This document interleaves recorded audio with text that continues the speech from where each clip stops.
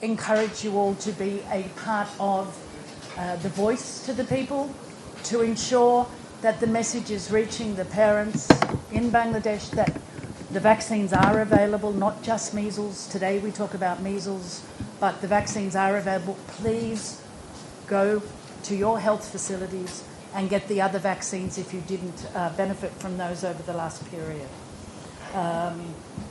I'll start with some speaking points, but then I'll take some questions. I do want to emphasise that you're in the room on the basis of you being honest journalists with a lot of integrity. I do trust that you fact-check your sources and you verify your information before you send that out.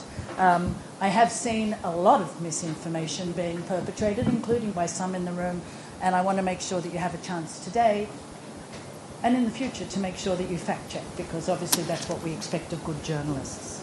There will be an after-action review of all of that has happened over many, many years in relation to vaccination, and we will certainly be a part of that, and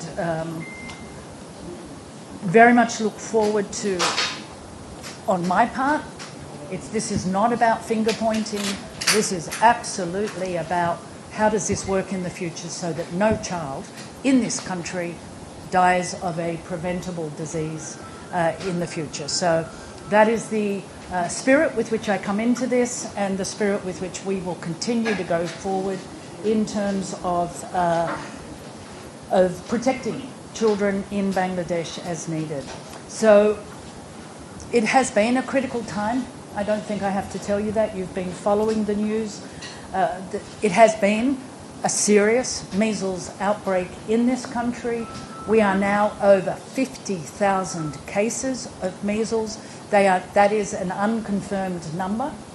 You need to understand that the way the lab works, the samples are sent to a central lab. It is taking a long time to catch that up and verify the cases, and that includes the verification of the number of deaths. But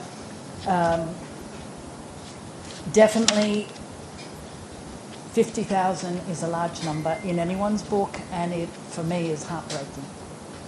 Heartbreaking that many families have suffered and that many children have suffered.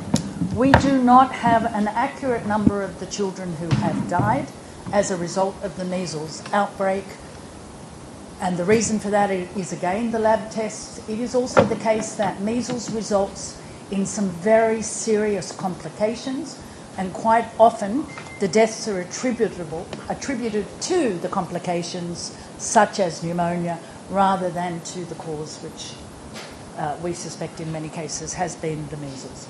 So don't ask me to give you a final number. I don't have it, but it will come out eventually, and we'll know the real impact and how many children have lost their lives. And for those families, I want to, on behalf of UNICEF, convey our really sincere condolences, because watching a child go through a disease like measles is incredibly stressful.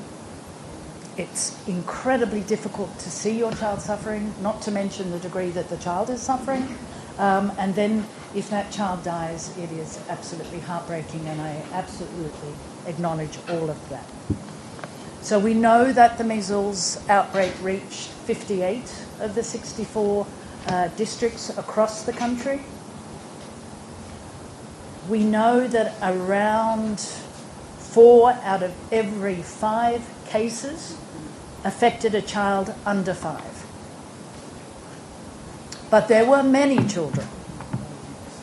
And I want you to do the maths in your head.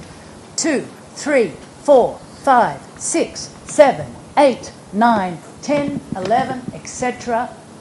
years old, impacted by the measles virus. Now, behind each of the numbers that we have is a child, a family. As I said, those parents who have suffered the stress, the health workers who've struggled to save their lives,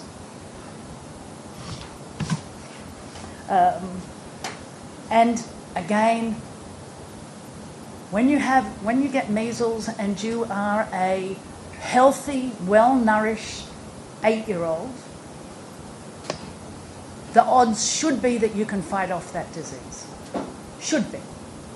If you're not in the number who are going to get the complications, the brain hemorrhaging, the pneumonia, etc. Yeah?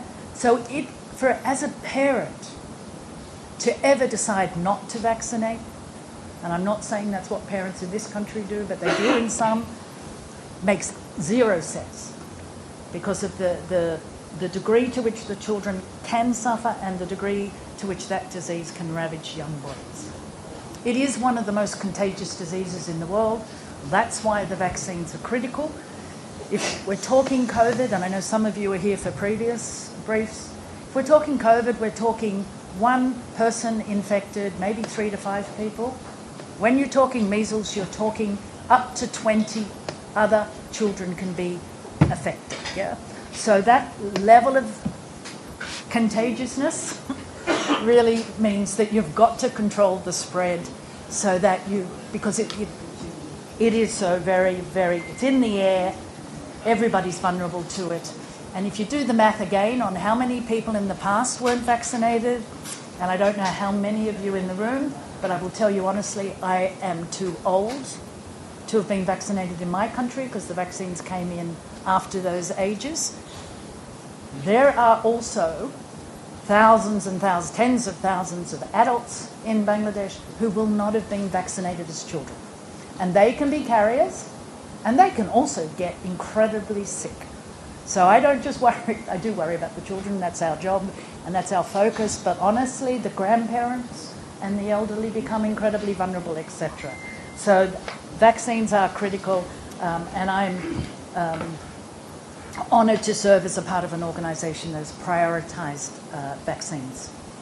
So from the 5th of April, as you know, the rollout of the emergency vaccine campaign was kicked off. Now that initially set out to reach 30 high-risk upazilas. It has then gone through various stages, through the city corporations being reached, then expanding it again. And the target that the ministry set to reach was 18 million. I will tell you honestly, I did not think they would get there in the time that they had. But they have achieved 18 million doses into arms of children, and I want to celebrate that. And I want Bangladesh to celebrate that because every week there is a delay in responding to any kind of disease outbreak of this nature can result in an 8-fold increase in the number of cases. So the fact that the response was immediate, it was hard-hitting from the ministry, for that I am very grateful, and the fact that they've reached 18 million children, I want you to celebrate that. I know many. I've worked in, this is my 8th country for UNICEF.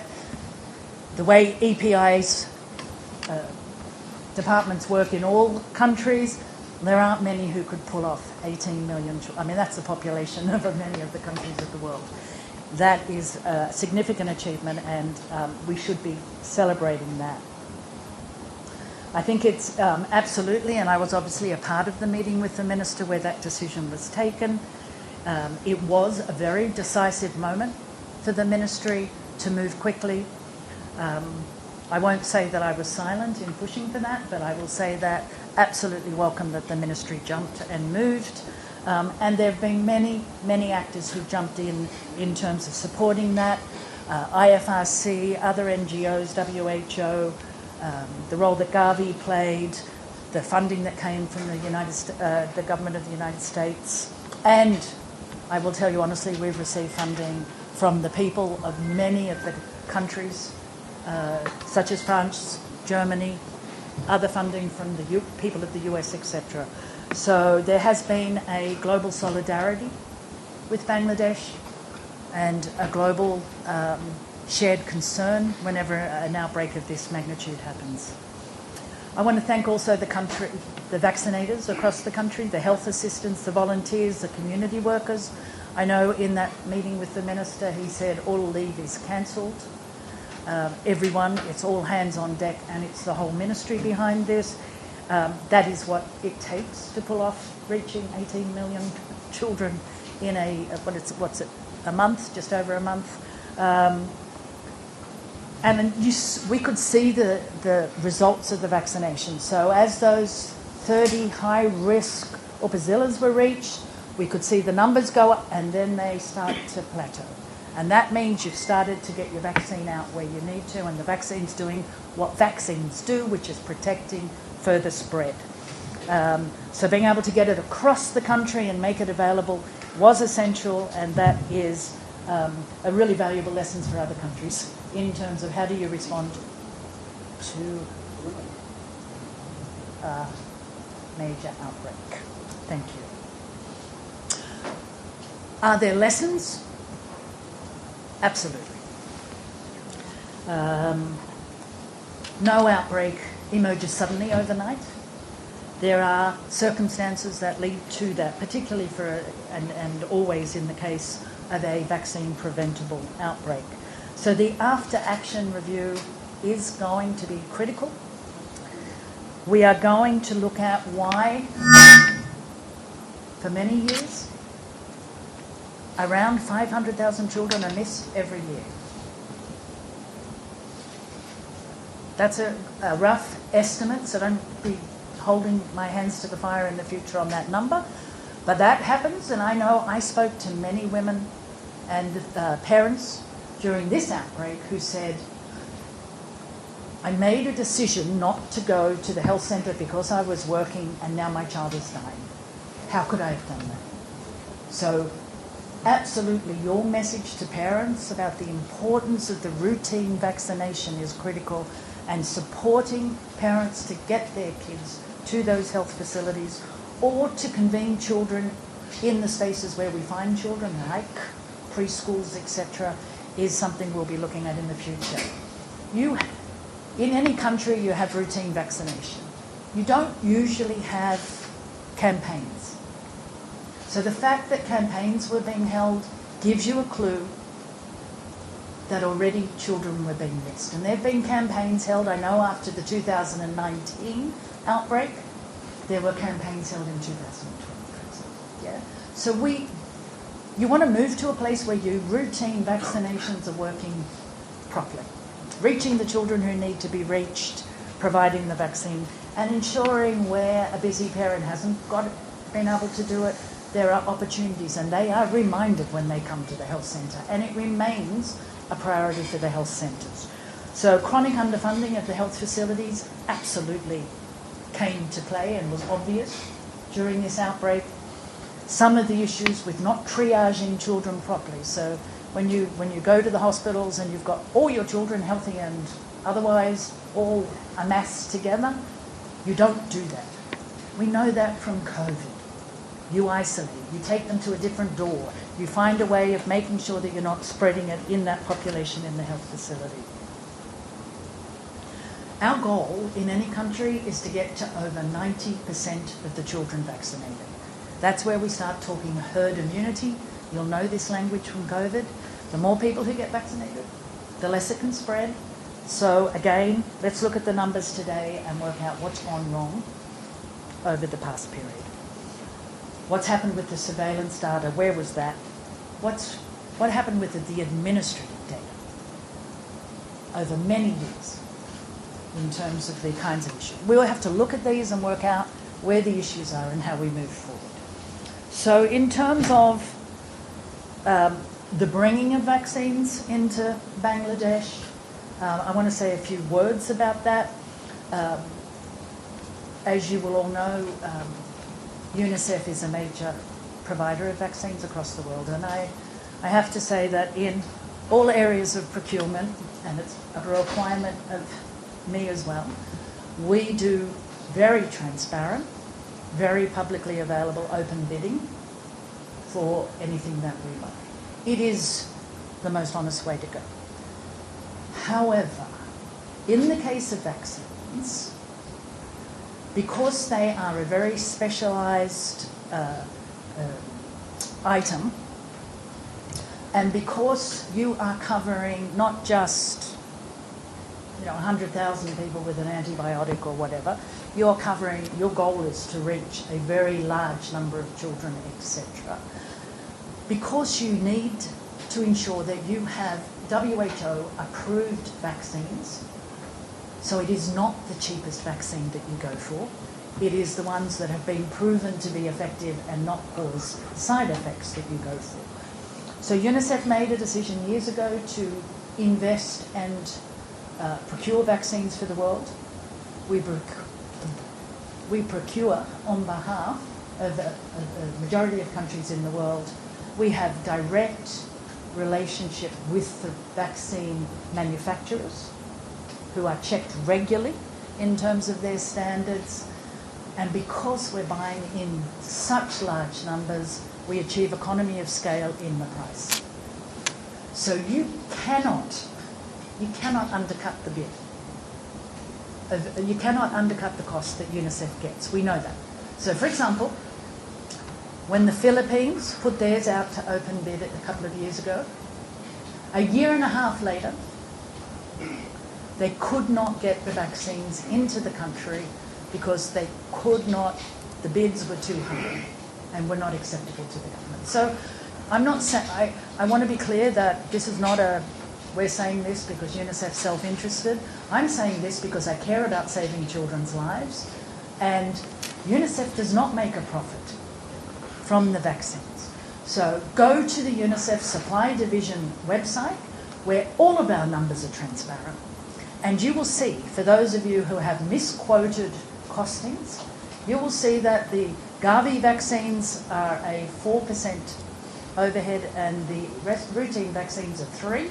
That just covers the people who organise the planes and the movement and the ordering numbers and getting them to all of the countries across the world. We do need staff in our supply division to do that, and there is a very small percentage for that.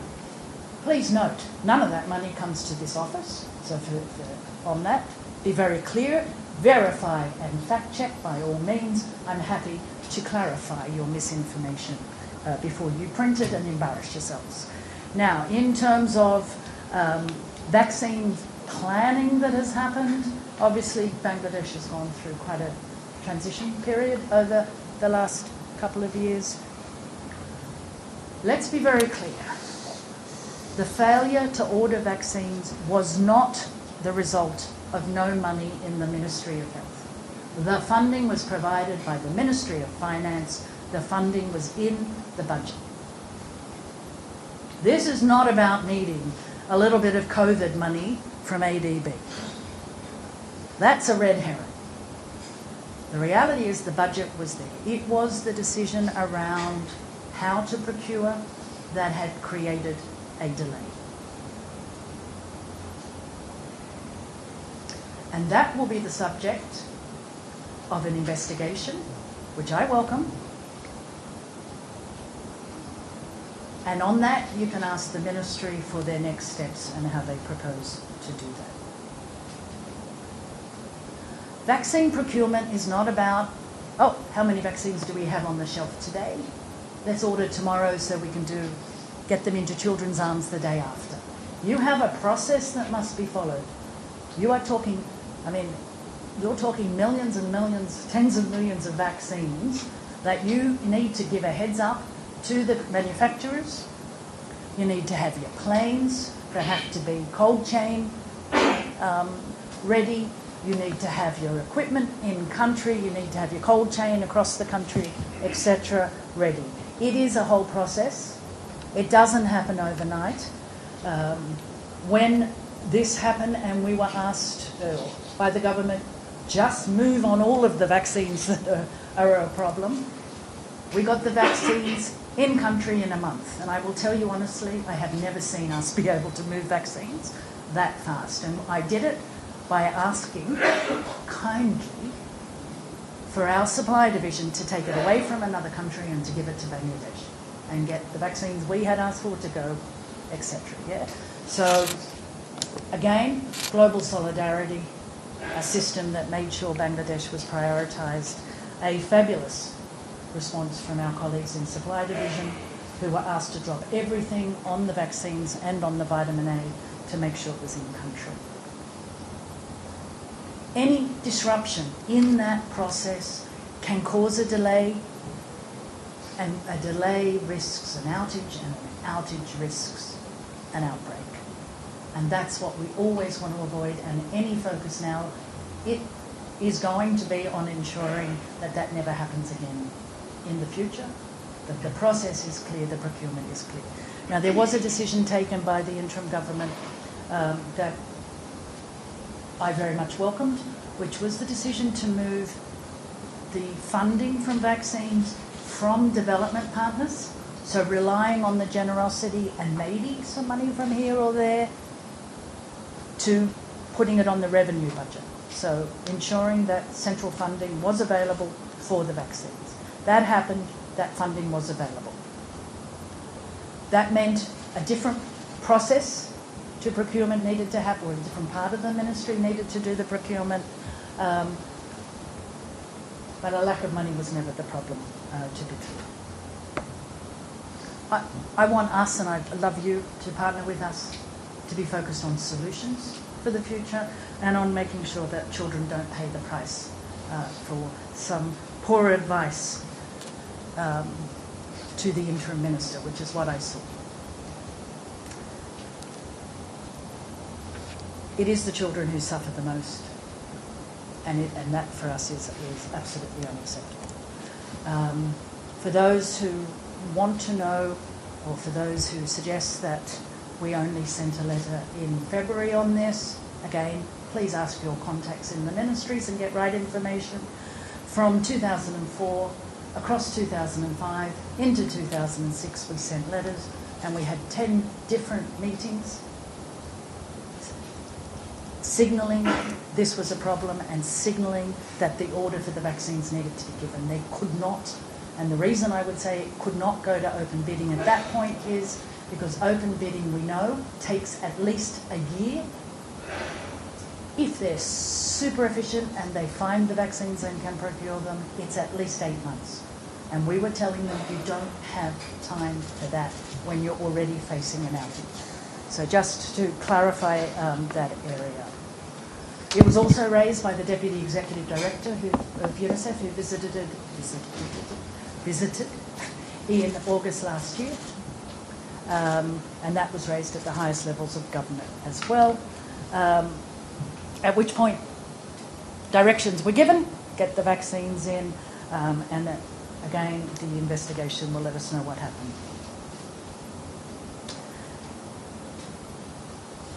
Our focus throughout this, and it's our mandate and one that we hold on to passionately, is saving children's lives.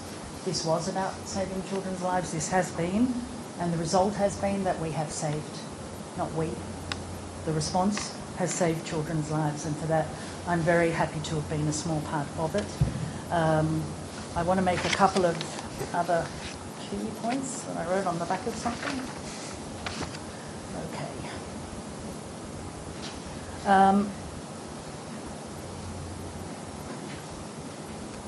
The fact that children under 9 months were severely impacted, they would not have been vaccinated anyway, is a concern. That means it was spreading very rapidly and that we needed to have controls. That's why we worked with all of the partners on communication to people to try and isolate. Even within families, you need to isolate the sick child. But what that tells us is that exclusive breastfeeding is not as effective in Bangladesh as it needs to be. So where you've got a number in Bangladesh, and I think it's about 56.2% of women who exclusively breastfeed. That means they only breastfeed for the first 6 months. Now, for those of you who don't understand, the magic elixir that is breast milk is that it doesn't just feed the child. It passes immunity from the mother to the baby. It is absolutely critical to build the child's resilience to all manner of disease. And that's why for 6 months, exclusive, only breast milk is critical so that the child is getting, and it changes formula depending on the child's growth moment. I mean, it's truly, the more you know about it, the more magical it is. But in this case, if a child had been breastfed by a mother who was immunised, then they would have had far more protection from any of these diseases. And so another message I'm hoping you will get out there, and I'm hoping you will help fathers be the support person to mothers to breastfeed. I'm hoping you will help businesses have breastfeeding spaces so that women can work and breastfeed, because that is what they do in many countries in order to ensure that the children are really, truly protected from some of these diseases. I might pause there. I have some other issues I suspect you'll come back to, so I'll wait for the questions and then we'll take it forward. Thank you.